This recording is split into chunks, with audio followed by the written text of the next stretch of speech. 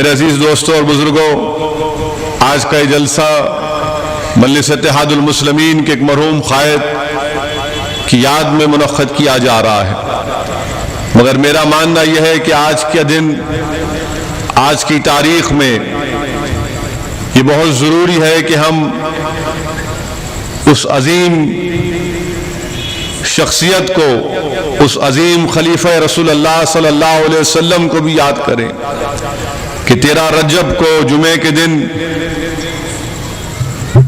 عام الفیل کے 30 سال مکمل ہونے کے بعد مکے کی سرزمین میں کعبۃ اللہ شریف میں حضرت علی کی ولادت باسعادت ہوئی۔ تو آج وہ ایک دن ہے اور اس دن کو یاد کرنا، حضرت علی کی عظمت کو بیان کرنا، میں سمجھتا ہوں یہ بہت ضروری ہے۔ میرے عزیز دوستوں اور بزرگوں، اللہ کے رسول صلی اللہ علیہ وسلم نے ارشاد فرمایا تھا کہ جس کو حضرت آدم علیہ السلام کی علم کے ساتھ دیکھنا ہے، حضرت نوح علیہ السلام کے تقوی کے ساتھ دیکھنا ہے، حضرت ابراہیم علیہ السلام کے خلیل اللہ ہونے کے ساتھ دیکھنا ہے، جس کو حضرت موسیٰ علیہ السلام کی ہیبت کے ساتھ دیکھنا ہے، حضرت عیسیٰ علیہ السلام کی عبادت کے ساتھ دیکھنے کا آرزومند ہے، رسول اللہ صلی اللہ علیہ وسلم نے فرمایا کہ وہ علی کو دیکھے۔ اس سے آپ اندازہ لگائیے کہ رسول اللہ صلی اللہ علیہ وسلم یہ فرما رہے ہیں۔ اور ابن ماجہ کی مشہور حدیث شریف ہے جس میں اللہ کے رسول صلی اللہ علیہ وسلم نے ایمان کیا ہے اور ایماندار کون ہے اور منافق کون ہے، اس کی پہچان صبح قیامت تک ہم تمام کے لیے پہنچا دی۔ رسول اللہ صلی اللہ علیہ وسلم نے فرمایا کہ جو مومن ہوتا ہے وہ علی سے محبت کرتا ہے، جو مومن ہوتا ہے وہی علی سے محبت کرتا ہے، اور جو علی سے بغض رکھتا ہے وہ منافق ہے۔ تو نفاق اور ایمان کا معیار ہم کو بتا دیا گیا کہ جو حضرت علی سے محبت کرے گا وہ مومن ہے، جو حضرت علی سے بغض رکھے گا وہ منافق ہے۔ وہیں پر ترمذی شریف میں حضرت ابو سعید خدری رضی اللہ تعالیٰ عنہ صحابی رسول ہیں، فرماتے ہیں کہ ہم کو کسی کو پہچاننا ہوتا ہے کہ کون منافق ہے، اگر اس کے سامنے علی کا ذکر ہو اور اس میں بغض پیدا ہوتا ہے تو ہم سمجھتے ہیں کہ منافق ہے۔ اس لیے رسول اللہ صلی اللہ علیہ وسلم نے بخاری شریف کی حدیث میں فرمایا کہ علی مجھ سے ہے، میں علی سے ہوں۔ میرے عزیز دوستوں اور بزرگوں، رسول اللہ صلی اللہ علیہ وسلم نے فرمایا کہ مومنین کا بادشاہ علی ہے، مال اور دولت کا بادشاہ منافق ہے۔ آپ اور ہم نے علماء کرام کے اس بصیرت افروز خطاب سے سنا، ان کی زبانوں سے سنا کہ اللہ کے رسول صلی اللہ علیہ وسلم نے حضرت علی کو مولا کہا۔ علماء کرام نے لکھا اور میں نے ان کی زبان سے سنا اور پڑھا بھی کہ حضرت اسامہ نے کہا کہ یا علی، آپ میرے مولا نہیں ہیں، رسول اللہ صلی اللہ علیہ وسلم میرے مولا ہیں۔ رسول اللہ صلی اللہ علیہ وسلم نے جب یہ سنا تو اعلان فرمایا کہ میں جس کا مولا ہوں علی بھی اس کا مولا ہے۔ اور علماء کرام نے مولا کے معنی یہ بتائے کہ جو مددگار ہے وہ مولا ہے، جو دوست ہے وہ مولا ہے۔ اور تاریخ اسلام گواہ ہے کہ حضرت علی نے اسلام کی بے انتہا مدد کی، اسلام کی عظمت میں 4 چاند لگایا۔ اور تاریخ اسلام گواہ ہے نوجوانوں کہ جب اللہ کے رسول صلی اللہ علیہ وسلم دین کی دعوت دیتے تھے تو کسی میں بھی جرت نہیں تھی کہ اس دعوت حق کو قبول کر سکے۔ کسی کی زبان میں جرت تھی تو حضرت علی کی زبان میں تھی۔ حضرت علی ابھی کم سن ہیں، بچے ہیں، اور مشرکین کے سامنے جب اللہ کے رسول صلی اللہ علیہ وسلم اسلام کی دعوت دیتے تو کون تھے جو کہتا تھا کہ ہاں رسول اللہ صلی اللہ علیہ وسلم میں کو مانتا ہوں؟ کون مخالفین اور کفاران کے درمیان میں کھڑے ہو کر حق کی صداؤں پر لبیک کہنے والے کون تھے؟ حضرت علی تھے۔ یقیناً حضرت علی اسلام کے مددگار ہیں، کیونکہ واقعات میں آیا کہ کعبے کا صحن ہے، رسول اللہ صلی اللہ علیہ وسلم آتے ہیں، نماز پڑھتے ہیں، اللہ کے رسول صلی اللہ علیہ وسلم کے ساتھ ہماری امت کی ماں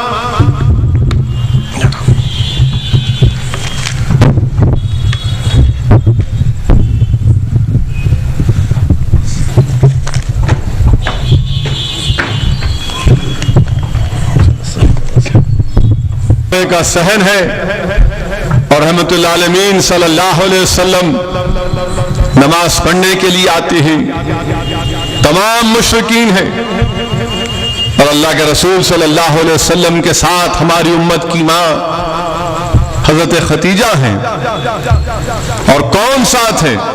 حضرت علی ساتھ ہیں۔ رسول اللہ صلی اللہ علیہ وسلم اللہ اکبر کہہ کر نماز کا آغاز کرتے ہیں، شیر خدا امیر المومنین حضرت علی بھی اللہ اکبر کہہ کر نماز پڑھنا شروع کر دیتے ہیں، رکوع میں جاتے ہیں، رکوع میں جاتے ہیں، رسول اللہ صلی اللہ علیہ وسلم سجدہ کرتے ہیں تو سجدہ کرتے ہیں۔ لوگوں نے حضرت عبد المطلب سے پوچھا یہ کون ہے؟ تو آپ نے فرمایا یہ میرا بھتیجا محمد صلی اللہ علیہ وسلم ہے، جو اللہ کا نبی ہے، اور اس کے ساتھ یہ ہماری امت کی ماں کا ذکر کرتے ہیں اور کہتے ہیں کہ یہ جو کم سن بچہ ہے یہ میرا بیٹا ہے۔ میرے بھائی، تو معلوم ہوا کہ اللہ کے رسول صلی اللہ علیہ وسلم کے ساتھ اگر کسی نے سب سے پہلے نماز پڑھی تو حضرت علی تھے، اور خود حضرت علی فرماتے ہیں کہ میں کسی کو بھی نہیں جانتا جو رسول اللہ صلی اللہ علیہ وسلم کے ساتھ 9 سال تک اللہ کی عبادت کی۔ میرے عزیز دوستوں اور بزرگوں، حضرت علی یقیناً دین اسلام کے مددگار ہیں، اور آپ کی جو ولادت ہوئی، واقعات میں آیا، حدیث شریف میں آیا کہ جب اللہ کے رسول صلی اللہ علیہ وسلم کو معلوم ہوا کہ آپ کے چچا کے گھر میں بچہ پیدا ہوا ہے، رسول اللہ صلی اللہ علیہ وسلم تشریف لے گئے۔ حضرت علی کی والدہ حضرت فاطمہ بنت اسد نے کہا کہ یہ بچہ نابینا ہے۔ رسول اللہ صلی اللہ علیہ وسلم نے حضرت علی کو اپنے گود میں اٹھایا، اور جب رحمت اللہ عالمین صلی اللہ علیہ وسلم نے شیر خدا پر نظر ڈالی، حضرت علی نے اپنی آنکھیں کھول دی۔ رحمت اللہ عالمین صلی اللہ علیہ وسلم نے فرمایا کہ دیکھو یہ بچہ دیکھ سکتا ہے، اور جب حضرت علی اپنی جوانی میں تھے، رسول اللہ صلی اللہ علیہ وسلم نے بھی واقعہ ان کے سامنے ذکر کیا تو کیا خوب جواب دیا حضرت علی شیر خدا نے۔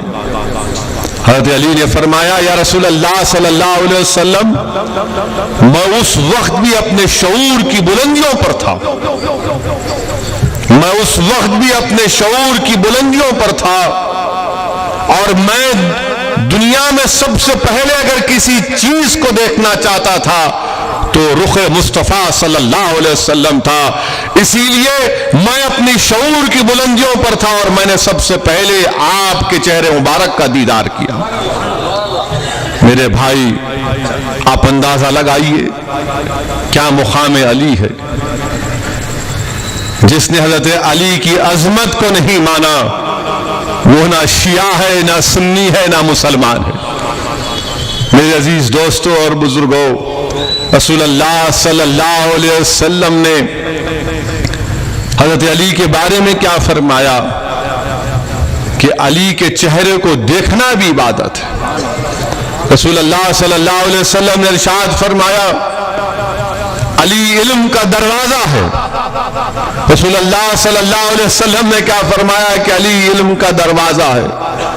میرے عزیز دوستوں اور بزرگوں، اللہ کے رسول صلی اللہ علیہ وسلم کے ساتھ شیر خدا نے دین اسلام کی مدد کی۔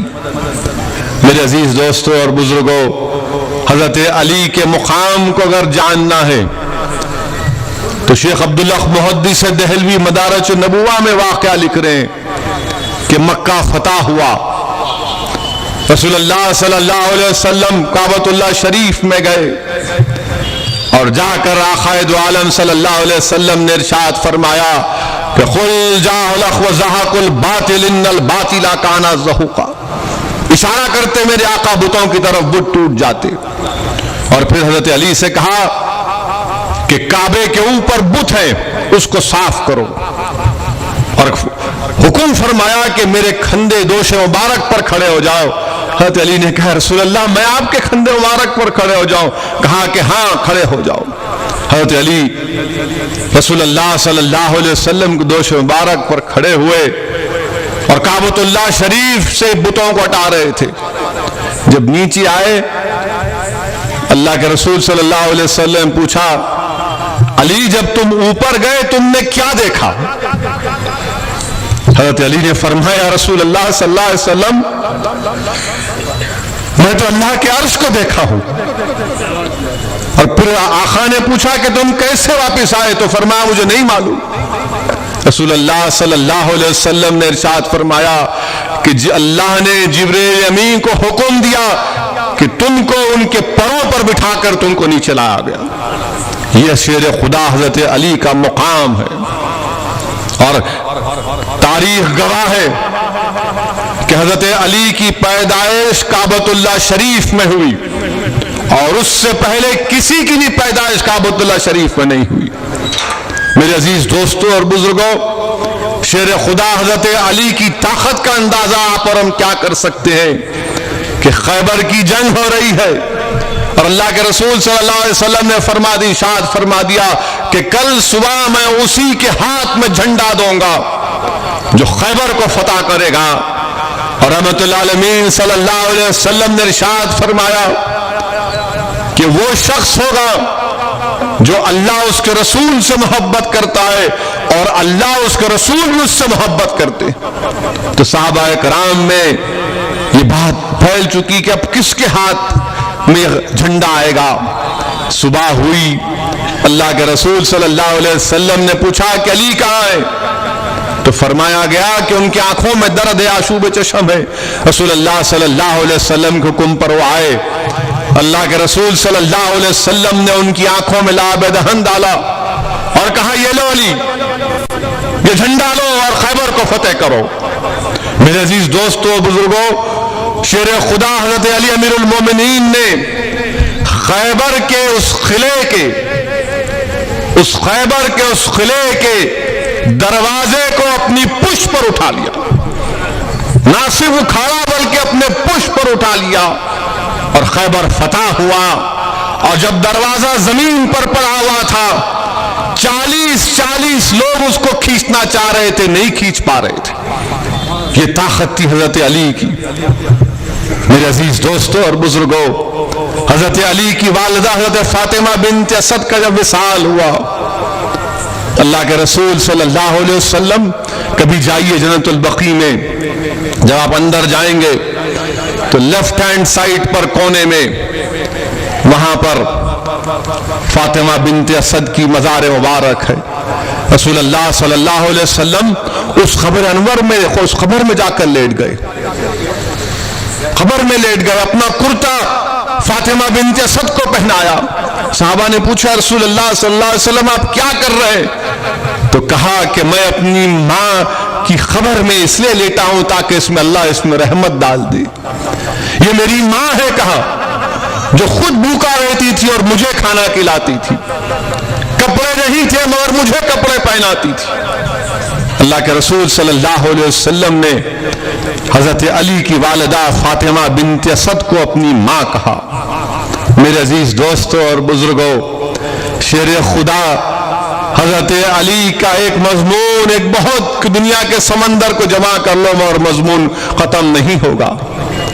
واقعات میں آیا کہ حضرت علی 3 دن کا فاقہ ہے، اس کے بعد گھر میں کھانا پکتا ہے، وہ جستجو محنت کرتے ہیں، مزدوری کرتے ہیں، پیسے آتے ہیں، گھر میں کھانا پکتا ہے۔ تو ایک غریب آ کر کہتا ہے کہ بھوکا ہوں، کھانا کھلا دو۔ سوچئے شیر خدا ہے، حضرت علی کہتے ہیں دے دو کھانا اس کو۔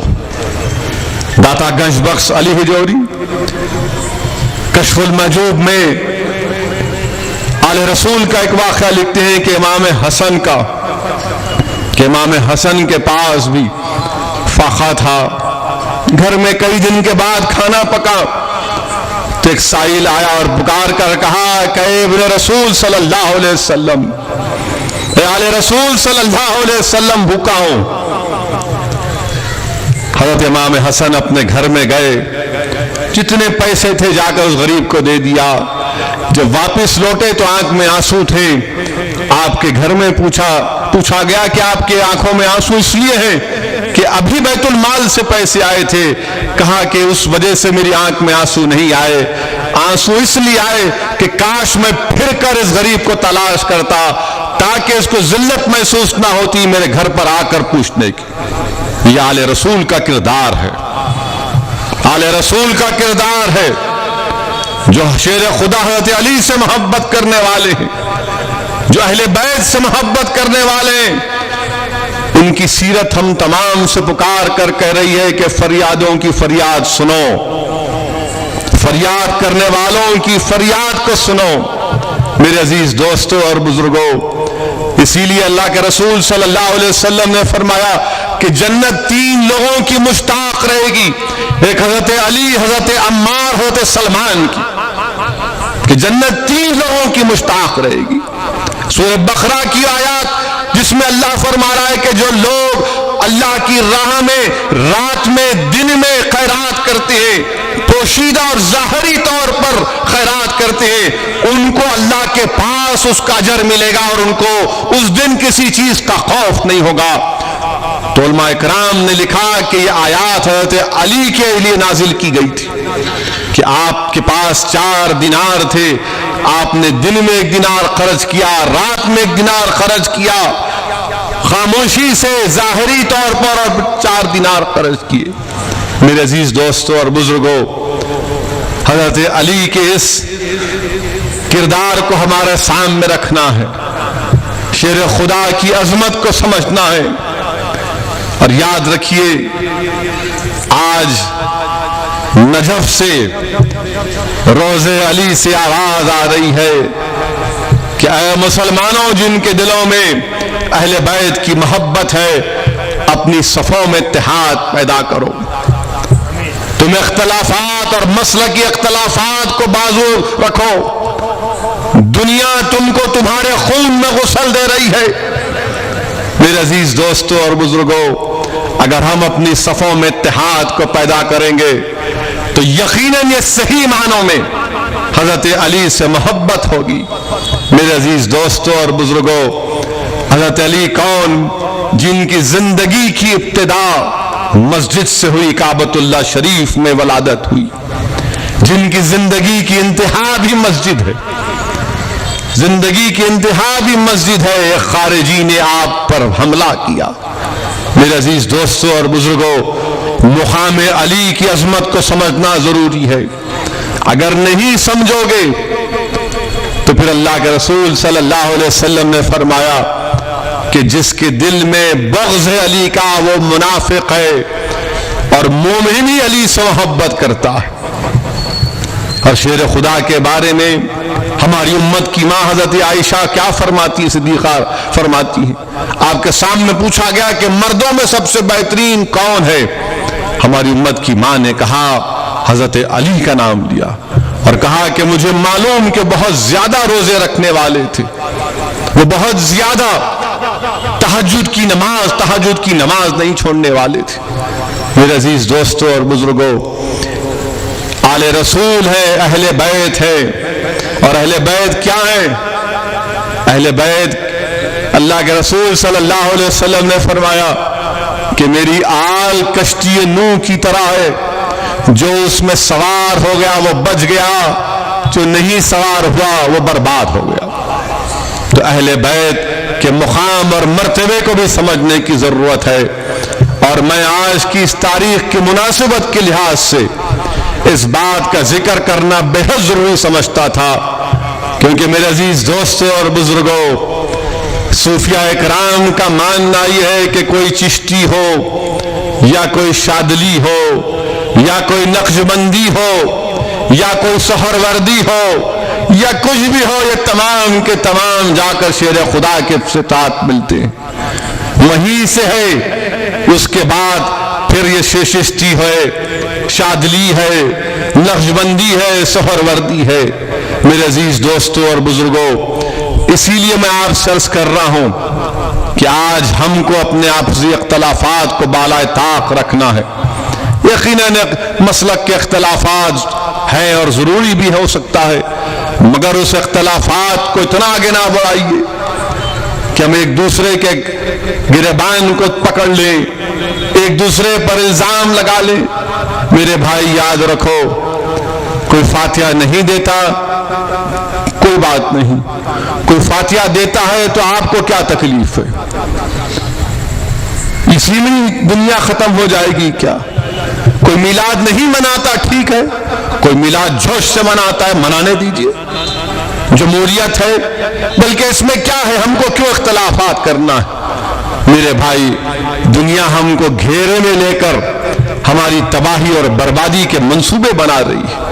وہ یہ نہیں دیکھ رہی ہے کہ کون فاتحہ دینے والا ہے، کون فاتحہ نہیں دینے والا ہے۔ دشمن تو یہی دیکھ رہا ہے کہ یہ مسلمان ہے، وہ ہم کو مسلمان سمجھ رہا ہے، اور ہم اپنے آپ کو ان آپسی اختلافات میں ایک دوسرے کو بانٹ رہے ہیں۔